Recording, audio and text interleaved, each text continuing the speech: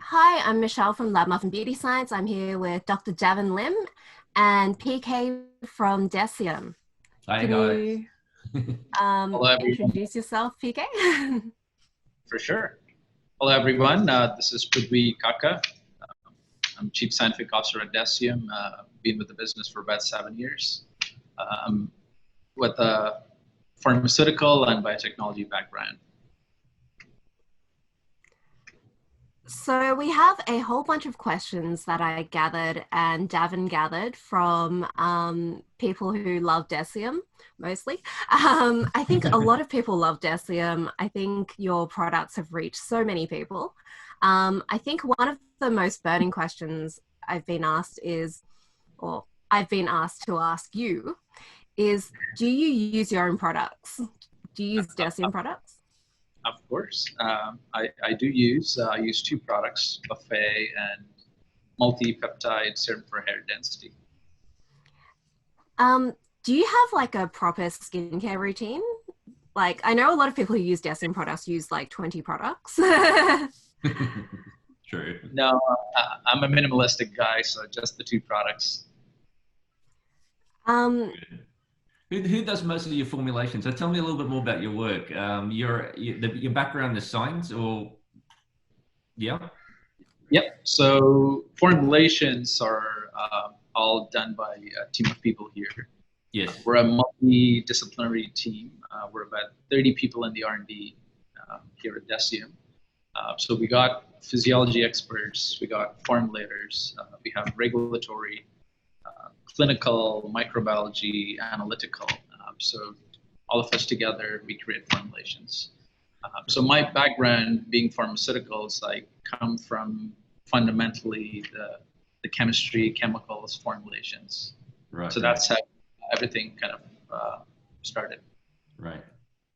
So one thing I'd like to know is when someone conceptually, I guess, thinks about a product or a product line, how does it go up the chain? Is it do you have a whole heap of guys brainstorming and go, hey, let's introduce, for example, niacinamide powder? How does it actually work? So product concepts are actually created by the lab team. So at Deciem, we don't have like how typically in the industry, it's all run by marketing professionals. Here it's opposite. Here, the scientific team actually thinks about the concepts and executes them. Right, right.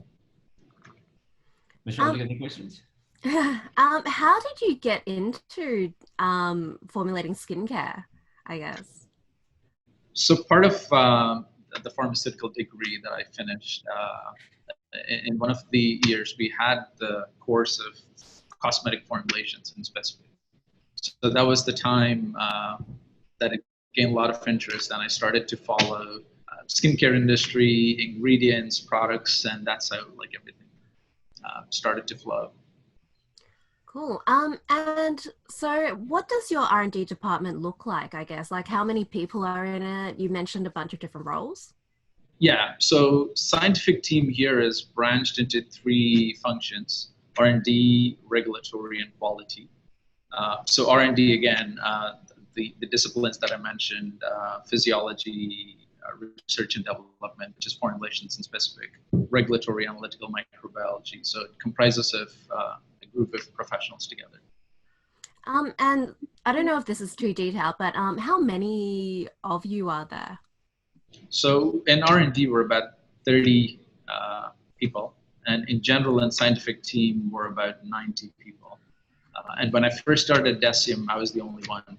Yeah, Wow. now it's 20. And how long ago was that, you're saying? Your growth is extraordinary, yeah?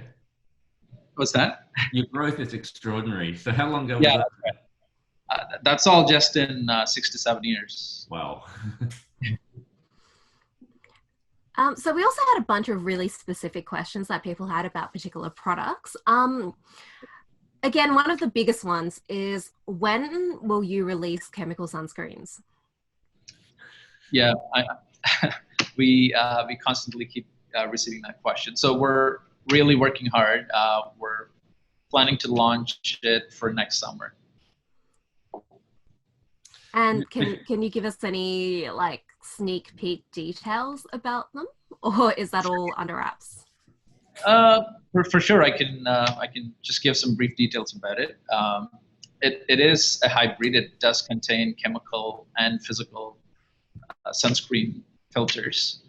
It is transparently encapsulated. So it contains zinc oxide, avobenzone, octisalate, and octocrylene. And is that going to be released worldwide? So initially, we're going to start launching it in Canada, US, and Europe, and Australia will be after. Amazing. I think, Michelle, as you know, with the Australian TGA regulations, it's very hard to get sunscreens here. Yeah. Yeah. I think when I did my photobiology in Ireland and the UK, we had the LRP products, and it took 17 years before they came to Australia. So I've heard that one of the big hurdles is getting the TGA to approve your manufacturing facilities. Yeah. I think, and it does also have different microbiological testing requirements. So again, it's just the time that it takes to get through the whole process. Very good. Michelle, I was about to ask you, when PK mentioned avobenzone, I'm pretty rusty with avobenzone, but I think in the past it used to be photo-labile. Is it photo-stable now? So the reason we went with the transparent encapsulation is actually to protect the integrity of avobenzone. Right. Have you done, right. Again, I don't know what stage you're in with the process. Have you done photostability testing with your sunscreen formulation? Yes, we're doing a whole lot of stability studies as well as the efficacy studies. Again, that'd be the ISO, FDA, and the internal in vitros. Yeah, everything is being handled. Amazing. So yeah, more product specific questions. How stable are your retinol products? I think people are particularly curious about the Ordinary's products. For sure. So retinol in general to begin with is a tricky molecule to work with. Yes. And any method or any product concept to begin with, it's all just to delay the degradation of the retinol. It's like an emulsion. Emulsions are all thermodynamically unstable. It's all about controlling them to extend the shelf life. So we actually took a couple of mitigation steps. One is once the bottle is opened, we have a short product after opening time. It's only 3 months. And also after opening, we recommend to store the product in the fridge. And additionally, we do add 2 antioxidants to the formulation. And that is primarily to protect the structure of retinol. And we actually done a few interesting analytical studies. So as you may know, retinol is a cyclic compound with the 6 benzene structure with 6 carbons, and it has the polyene extension with a hydroxyl group at the end. So the double bonds, the conjugated system in there is extremely sensitive, and the antioxidants' role in the formula is primarily to cap the conjugated system as well as the hydroxyl group. And within the analytical and stability that we performed, it actually has came out positive that our system is helping the stability of retinol across its shelf life. So to conclude, it is quite stable, but one really has to carefully follow the directions we provided. So how much longer do you know how much longer does your retinol stay active if it's in the fridge? Like, how long does that extend the shelf life by compared to room temperature? So 3 months is the time after it's open. After that, it's not advisable to keep using that product anymore. Is that in the 3 months in the fridge or 3 months at room temperature? 3 months in the fridge. Okay, so everyone keep your retinol in the fridge. How do you ensure that all your products are effective? Do you do tests on, like, I guess, skin samples or cells, or on humans? Yeah, so I mean, it's primarily two things. I mean, there's safety, there's efficacy. When it comes to safety, we do combinational things. We do a lot of in vivos, in vitros to begin with, like a HRIPT or a patch test, comatogenicity, and coming to in vitros, there are 3 tests from OECD, which are the DPRA, keratosense, HGLAT. So together, that's our routine safety testing. And when it comes to efficacy, it really depends on the product type. But as a basic, we do skin penetration studies and product-dependent efficacy studies. Are the I'm assuming the skin penetration studies are on like skin samples. That's right. Yeah. So skin penetration, it's 2 types. We do a qualitative and a quantitative. So the quantitative is a France cell diffusion cell experiments. I mean, in-house we have like a 9-chamber automatic France cell equipment. We extract skin samples from the plastic surgery procedures or cadaver. And we kind of do a basic tape stripping and followed by a HPLC quantification. And qualitative is the confocal Raman spectroscopy. That is almost like a chemical mapping. We can trace the chemical in each of the skin layers. So you're talking about in vitro testing. When it comes to in vivo with clinical trials in assessment, I realized that with regulatory I guess constraints of retinoids compared to retinol, how do you perceive your actual testing, clinical testing for your retinoids? Are you retinol? Are you going to go ahead with clinical trials in vivo? So for some of the technologies, I mean, especially when it comes to vitamin C's, the retinols, niacinamides, we tend to mostly rely on the existing evidence that's either published or that's already been done. Okay. So has the testing changed since you've been at Deciem? Like, I'm assuming when you were one person, you probably didn't do as many studies. So I guess, like, are the newer, have you gone back and tested the old formulations, or is the testing mostly for the newer products? So any new products we are launching or working on are being tested, and old formulations, we retrospectively went back and tested them as well. We started with safety, and when it comes to active ingredients that doesn't have much of an evidence, we started to do safety and efficacy studies together on them. Cool.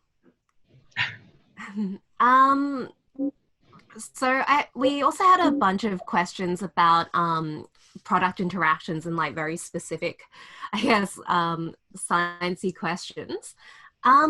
So why can't you use vitamin C with copper peptides? Yeah, so that's an interesting one. So vitamin C and copper. So when it comes to vitamin C again, when you look at the structure of vitamin C, there's 2 places where it has double bonds. Again, it's a conjugated system. And when you look at the copper ions, when the copper ions are ionized, copper tends to have a 2+ charge. So together, it's always an exchange of ions. One is electropositive, one is electronegative, and it tends to react and change color as a physical effect. So initially, when we launched the products, we actually received some feedback from the users saying they applied both and went to bed. The next day morning, they saw orangish appearance on the light sheets. So that's how we kind of dwelled deep and came to a conclusion that we would like to put that as a don't to combine. Do you know if that has any effect on the skin, or is it mostly just like they stain the sheets? It's mostly topical. So if you look at one of our offerings, we have 23% suspension. So suspensions, as we all know, reach the skin slowly as they're getting solubilized and metabolized. So meanwhile, in a regimen, if both together are applied in the presence of air and as they're getting solubilized, it just makes the oxidation faster and turns the color. So it's mostly a superficial reaction. But at the same time, it also minimizes the effectiveness of both the products as they're reacting outside of the skin. On the topic of ascorbic acid and vitamin C, from a clinical point of view, not just myself, but quite a fair few other dermatologists, we see quite a fair few reactions from it. Yeah, because I think the best bioavailability is somewhere around pH 2.5 to 3.5. Is that right? Somewhere around there. It's pretty acidic, yeah? Yeah. Yeah. So just looking at your preparations where you're having the 100% ascorbic acid powder together with your 23%, how did, I guess, when you conceptualize these percentages, what was the actual aim? Was it a high percentage product to be released to the public, or was there a aim in actually for such a high percentage formulation? So when it comes to percentages and active ingredients, we tend to usually use higher concentrations for active ingredients that has multiple benefits. Right. So when it comes to vitamin C, the reason we have different formats is in all those formats, we try to avoid water. And with 23%, 30%, the two offerings are suspensions with different textures. And 8% is actually a solution combined with our butane. And 100% is because we weren't able to offer a water version. It's just an option to give the ability for customer to mix it in a water-based formulation. Right, right. So with the high formulation ones, do you actually need that high formulation? Sorry, that high percentage? Does it have you tested if it does something in addition to the ones on the market that have a lower percentage? So unfortunately, we do not test any competitor products, or we don't compare ourselves with anyone. But as I said, the higher percentage offerings are only to the active ingredients that has multiple benefits. So as an example, vitamin C has an antioxidant benefit, and the antioxidant benefit of vitamin C really depends on the UV exposure of one particular skin. On top of that, it also has anti-aging benefits. So together, the strength really justifies those multiple benefits. So in terms of the strength, does have you, I guess, sorry, I think it's very early here. It's before I wake up.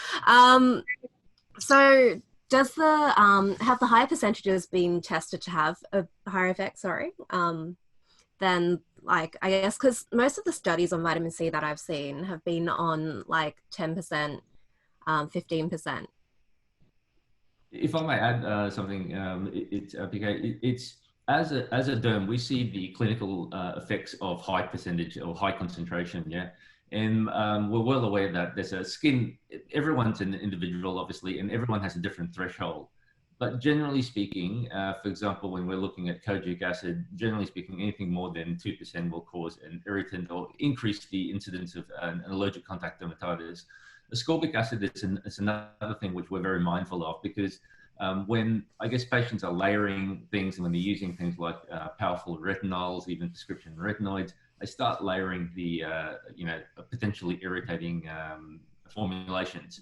And we're seeing from a clinical point of view, anything above 15%, like Michelle said, which is probably industry standard, 15-20% max, we're getting a lot of irritation. So I'm just wondering, when it comes to like your conceptualization, like Michelle said, with the high percentages, do we take into consideration the basically the patient?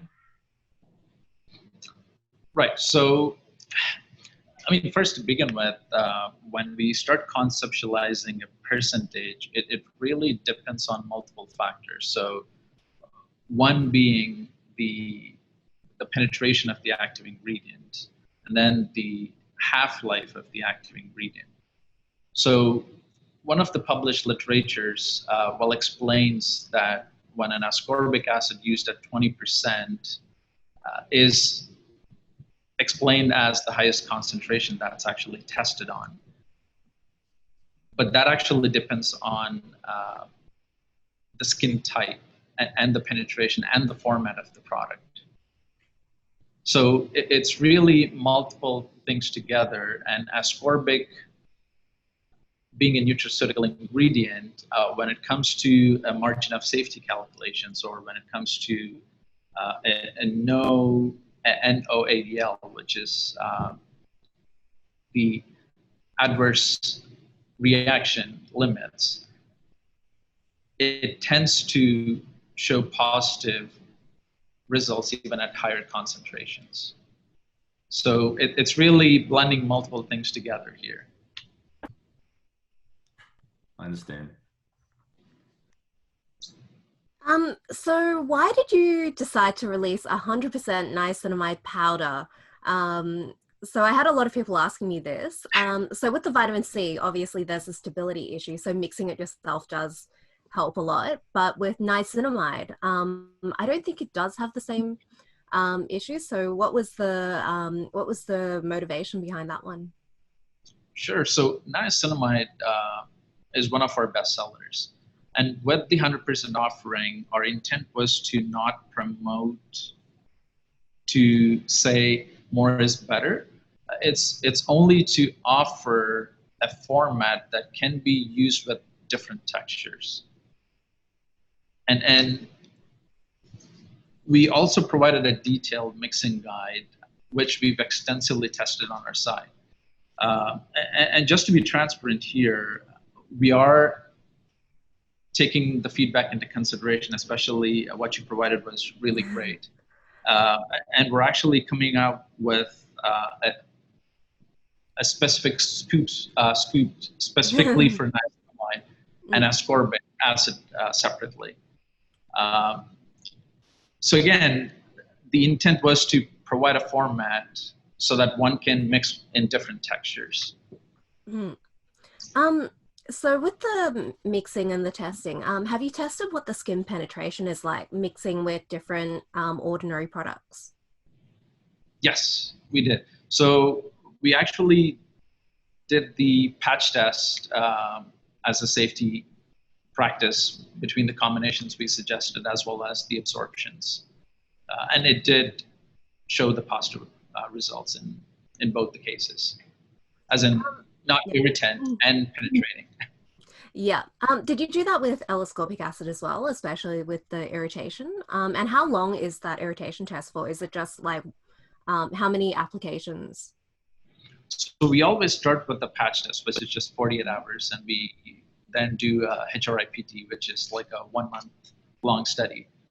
It includes a 3-week induction followed by a 1-week observation. Sorry, was that like a one week washout? Yeah, Yeah, like 1 week observation. Okay. Yeah, so for both the combinations, we did study those parameters. And with ascorbic acid, on a separate note, we are about to come with the detailed instructions on the size as well as the combinations, like we provided for niacinamide. I'm just wondering, so as once again, clinically, we see a vast difference between skin types. So for example, ethnics, Asians, for example, we have, generally speaking, a higher, I guess, threshold for irritancy compared to someone who's, for example, type 1, type 2, in living in Ireland with very, I guess, genetically propensity for rosacea, yeah, and sensitive skin. Have you taken that into consideration when you're releasing, I guess, the products worldwide, whether it's going to be a genetic and racial variation? So most of our safety and efficacy testings, we try to include a diverse population with different age groups, with different types of skins. But again, it's impossible to take a representation of every group. But we try our best in every panel of subjects.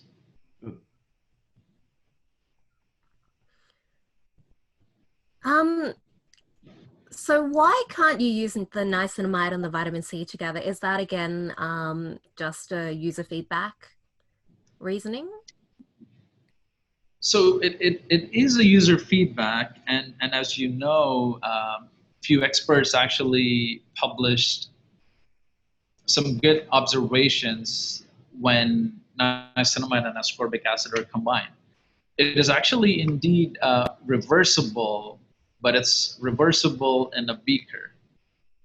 Knowing that we're offering different strengths of vitamin C and niacinamide, we wanted to take a conservative approach, even though it's reversible. But again, I would like to highlight that that reversible aspect is only in a beaker, not on the skin. Do you think it'll be different on the skin? It would be different on the skin, especially when someone uses a vitamin C suspension and a niacinamide. The strengths are quite high, and suspensions are like a delayed entry into the skin, and it could antagonize each other. Yeah, I guess like just from a basic science perspective, I would have thought that it would be more reversible on the skin because some of it might penetrate and then the equilibrium would shift. But I don't know. If clearly there aren't many biological studies on this yet. Exactly. Maybe you guys can do one with the Fran cell. So we're actually doing a confocal Raman spectroscopy study on just the combination of niacinamide and vitamin C. I'd be happy to share with you once we have the results. That'll be amazing. Yeah, but we did some bench trials here. As you know, when both are mixed together, the optimum pH for that combination is automatically reached. And just to make it reversible, either we have to acidify it or alkalize it. So that is always possible in the lab, but it's not possible on the skin. Pico, without revealing too much, I think there is a shift. I mean, the market now is, I guess, when you release the ascorbic acid and niacinamide, it's DIY, which I think it's a good marketing ploy, yeah, because people who are interested in skin like to make their own cocktails, concoctions, and cook at home. Are you guys thinking of releasing any other DIY formulations? Something like a glycolic acid, maybe, or something like that? No. So far, it was only niacinamide and ascorbic. Yeah, I think niacinamide's a good. The way I look at things, if you're going to do one thing that's probably banal, it's probably niacinamide over ascorbic acid, and definitely over any of the skin. I had another question for another product-specific question. Can most people really use the peeling solution once a week? Because I think what tends to happen when people start getting into The Ordinary and getting into skincare, usually that's one of their first the first brands they start using because it's so affordable and it's so easily available, which is amazing. But I think people tend to go a bit too heavy into it. They get a bit too excited and they see a good result after a day, and then so the next day they're like, I'm going to use it again. So with the peeling solution, I think that's one of the real danger products when they get too excited. What do you think how often do you think most people should be using that? So maybe I'll give some context for this one. So before launching acids, we actually launched a product called non-acid acid precursor under NIOD. I mean, our stance were acids are aggressive. So the better way is actually to energize your skin to actually do that job instead of using an acid and aggressively peeling. And then following that, we got into acids. And when it comes to acids, our stance are pretty clear. We want an experienced acid user to use acids. But if someone is not, then we strongly recommend to start from a lower strength and slowly build up their tolerance. And when it comes to how often one should use, I mean, there are two types of exfoliations, as you know, mechanical and chemical exfoliation. I mean, with beads or any physical exfoliators, what tends to happen is it just loosens up the superficial part of the skin. And it's really not that deep, and anyone can use it like once a day or as frequent as they would like. But when it comes to chemical exfoliators, they tend to go a bit deep. And that deepness really depends on the strength, acidity, and how long the chemical is exposed to the skin. So let's take HA 30% as an example. Something like that can actually reach to the topmost part of stratum lucidum. But again, each layer has its own turnover times. So a product like that is only advised to be used once or max twice a week. But when it comes to a lower strength, again, the way it works, as you know, is just loosening up the intercellular linkages between the cells. So again, the lower strength means the less of the activity, so it all can be accumulated, so it can be used daily. Okay, I think when you mentioned about testing and testing products and patch testing and the way Deciem does things, has anyone done a study whereby you look at what's out there, as in the end user who are using your products, and doing a study in regards to how their skin reacts, as in a broad study, rather than a controlled study where you're actually applying one product at a time? We're in this situation, we're looking at, I guess, what the retail is doing, yeah, where patients are out there, they've got, like Michelle says there, you've got great products that they're so affordable, very high percentages, and very easily obtainable. So I think we've seen a paradigm shift as dermatologists, just working for the last 2 decades and just seeing how, I guess, the average punter in the street uses skincare. We're seeing that because of, I guess, social media and the availability of information, a lot of patients now are, like Michelle's saying, that we're using a lot of things. They're using a lot of things. They're layering, and it's because it's so affordable. And as she mentioned, yeah, you get a good result with, once or twice a week application of a skincare acid. You're thinking, man, let's combine the retinoid, let's do this, let's scrub, let's combine the beta hydroxy acid. And at the end of the day, we're seeing the increase in a lot of skin conditions, apart from rosacea and sensitivities and irritant dermatitis and contact dermatitis, things like perioral dermatitis as well. So have you, I guess, has the company thought about doing some bigger studies in regards to just the end user, yeah, rather than controlled? So we are definitely planning something big around the HA, but again, nothing is concrete yet. Mm-hmm. I mean, everything is narrow at this point of time, but as we see how some users are trying to portray or trying to use HA, it's quite scary to see. But at the same time, as a business, we're trying to do our best in providing as much educational content as we could. Yes. And we're always trying to be conservative. We always try to warn with enough necessary cautions on how to use, how not to use. Yeah, but just to answer your question, yeah, we don't have anything concrete yet, but we're planning to do something big.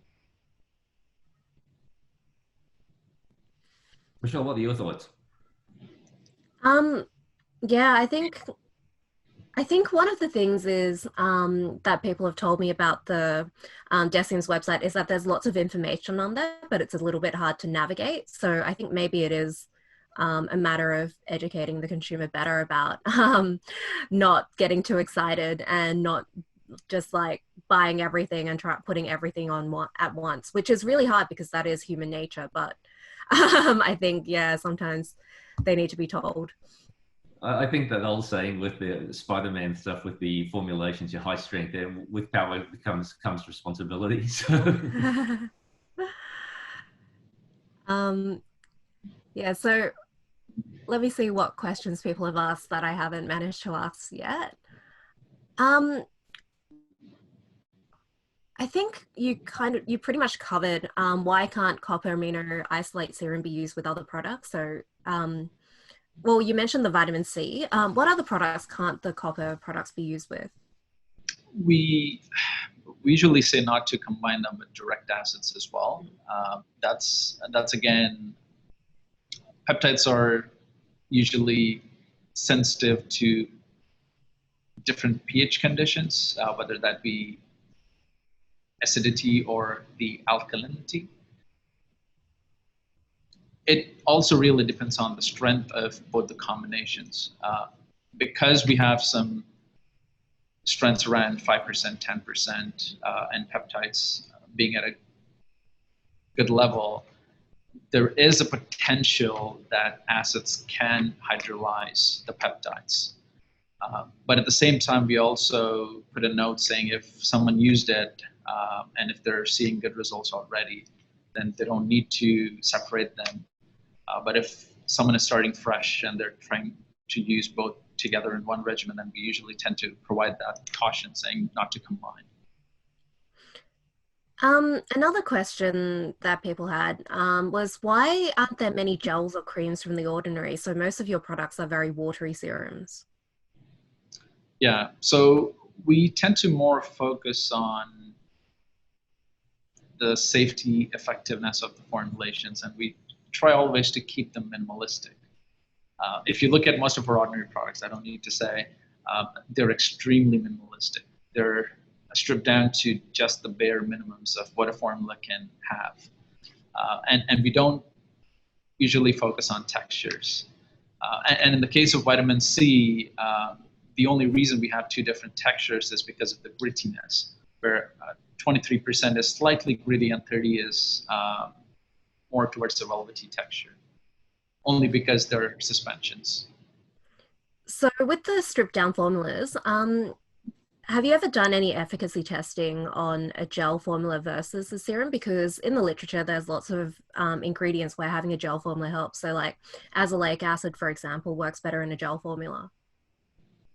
Yeah, so we have done quite a bit of studies on penetrations. So there's definitely a difference between a water-based formula to an emulsion. Again, even an emulsion, but there's a difference between an oil and water to water and oil.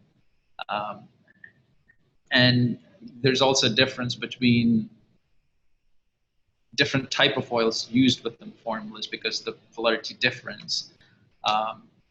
So yes, there are differences, and we're mindful of the difference between an active ingredient and the formulation. And most of the times we try and keep that in mind when we're trying to come up with the formulation. So niacinamide is a good example. It's paired with pentylene glycol, and as you know, pentylene glycol helps with better bioavailability of niacinamide. Do you take a different approach with NIOD and The Ordinary in terms of the formulations? Because From talking to a lot of other people who have used the two brands, we all really, really enjoy using NIOD, whereas The Ordinary, it's a bit more hit and miss. Right. So NIOD is, again, extremely different than the approach itself. Like the example that I provided as a difference between an acid and a product we have called non-acid acid precursor. It's called NAP 15%. So that nicely tells the difference between two brands. Ordinary has an acid, which we all know is aggressive, can provide quick results. But when it comes to NIOD, it's more increasing the skin's potential to exfoliate or come back to its normal is how NIOD is approached. Davin, did you have any more questions on niacinamide? I know you were particularly interested in those. No, I think we've covered it well. I guess Vika's view on disease-specific formulation. So, pardon my ignorance, but is there, I guess, avenue to go for disease-specific skincare? For example, like a range for commonly like acne, yeah, with the active ingredients for that, and then combining your particular products based upon the actives of which you would package. Because I think that's probably something which I'm sure your marketing team would have thought about. Right. So from a high level, we try to draw a line and we try to stay within the cosmetic scope of things. When it comes to disease or any medicinal claims, we tend not to cross that line. And that's why if you see most of our claims, even though we know products have those benefits, our area of business is purely cosmetics. Yep. What's the next big ingredient? Are you allowed to say? What's your next big launch with The Ordinary? I really would like to answer this question. However, it will release all the excitement. So as much as I want to say, I can't. But no, the difference between having myself versus having a team of 30 people, you can already imagine what's cooking here. So I will ask you to stay tuned. Okay, I think that's all the questions we had. Very good. So, thank you very much for I guess talking to us. Yeah, it's insightful and it's great to see how your R&D team works and the concepts and how things are tested. I guess a lot of viewers and especially you know in Michelle and my Instagram feed and YouTube viewers and all, a lot of them are actually very interested in skincare. So this gives us a really good insight and transparency in regards to your company. So thanks for fronting up. There's not many companies would dare do that, especially with Michelle answering the questions. And Davin, you're much more awake than I am. Really a pleasure meeting you. I do follow both of you, and I really enjoy reading through all the content. So please always provide the same positive or negative feedbacks that you see and observe. We're always receptive to a positive or a negative. So keep doing that amazing stuff. Thank you. Thanks. Thank you. Guys.